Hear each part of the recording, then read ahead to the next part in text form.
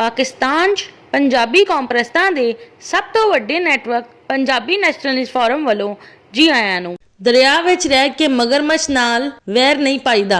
5 दरियावां दी धरती पंजाब पंजाबी कौम दा देश है।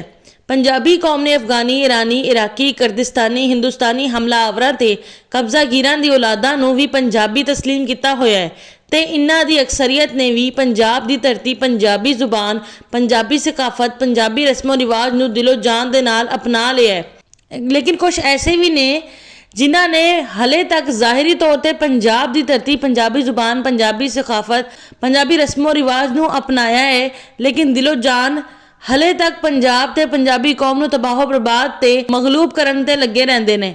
इसलिए पंजाब ते पंजाबी कौम दे नाल दुश्मनी करन तो बाज नहीं आंदे।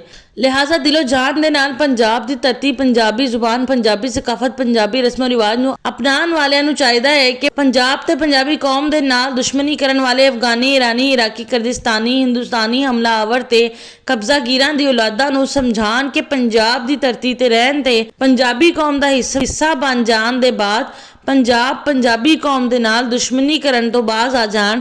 दरिया विच रह के मगरमच्छ नाल वैर नहीं पाईदा।